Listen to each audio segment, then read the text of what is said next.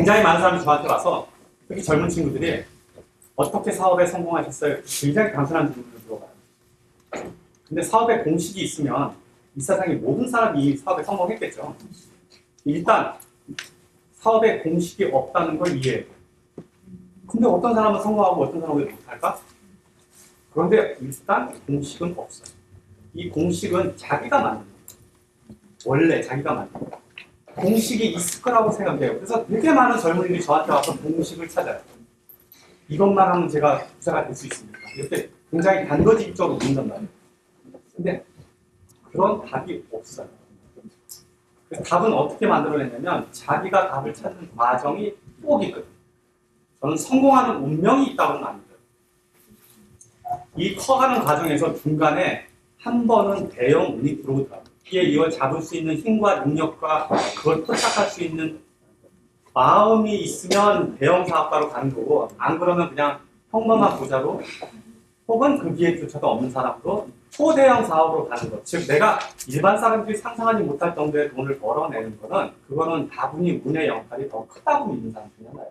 나는 외식 기업의 제자들이 굉장히 많은데 이렇게 외식에서 풍부한 경험을 가지고 그 사업을 가지고 그 다른 외식집이나 다른 외식 브랜드를 성공시킨 경우가 2케이스밖에 못 봤어요.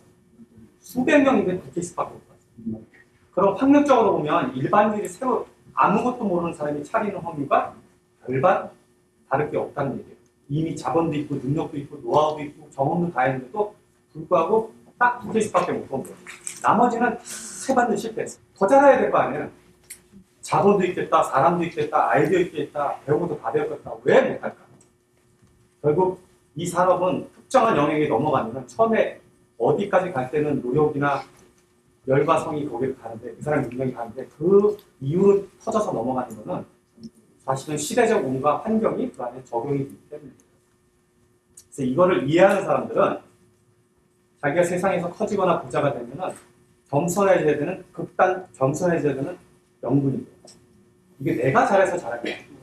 저 같은 경우에도 내가 잘한 거 딱 하나예요. 이거를 전국적인 사업이 될 수 있을 거라는 눈치를 챈 거. 이거는 제가 잘한 거예요. 다른 사람은 그 눈치가 없었을 거예요. 그런데 이 사업이 이렇게까지 커질 거라는 거는 나도 몰랐던 거예요.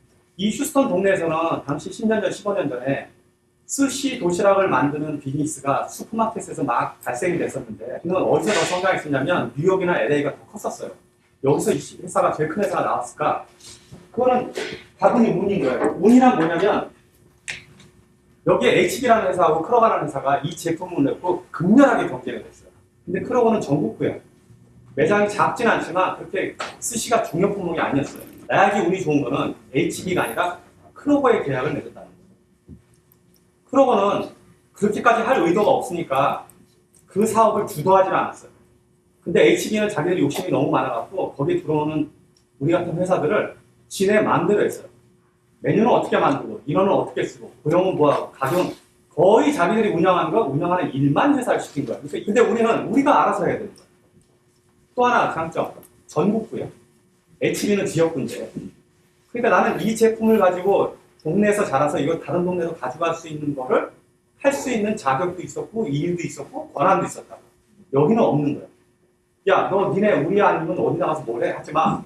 여기만 잘해. 이런 식으로 하면 네 알겠습니다. 할 수밖에 없는 회사가 돼버린 거예요. 이거는 운이었던 거예요. 이 운이 극단적으로 커진 게 지금 우리 회사인 거예요. 그 중간에 우리 직원들 잘하고 나도 판단 잘한 것도 물론 있긴 하지만 큰 거시적 입장에서 보면 다분히 운이 더 컸던 거죠. 그럼 이런 사업을 또 만들 수 있을까? 저도 뭐 프랑스의 캐리가 되고 싶습니다. 수도 없단 말이에요. 이런 사람들. 지금 더 이상 안 돼요. 이 운은 끝난 거예요. 즉 나한테 이걸 배워서 다시 해봤자 이 회사는 결국에 나한테 흡수될 거예요. 이유가 뭐냐? 그때는 이게 발현되는 시장인데 지금은 이게 발현이 끝나갔고 지금은 더 이상 신규 회사가 태어날 수 없는 시장이 돼버린 거죠. 그럼 나한테 운은 뭐냐면 이 사업을 잘 본 건 내 능력이지만 운은 뭐냐면 적당한 시기에 적당한 기회에 이게 클 거라고 그 자리에 서 있었던 거예요. 특히 지리적으로도 휴스턴에 있었고 시대적으로 이 사업이 너무 일찍 들어갔으면 고생만 더럽게 하고 돈 못 벌고 나왔을 거고 만약에 너무 늦게 들어갔으면 우리 같은 회사가 이미 시장을 장악했겠죠. 그러니까 정말 기회가 좋았잖아요. 자, 그럼 동일한 운이 또 붙을 사업이 있을까? 이걸 나는 찾고 있는데 나라고 이게 찾아지겠냐고. 내가 무슨 능력이 있다고 다시 찾겠냐? 없어. 이거는 능력으로 찾을 수 있는 아니라는 거죠.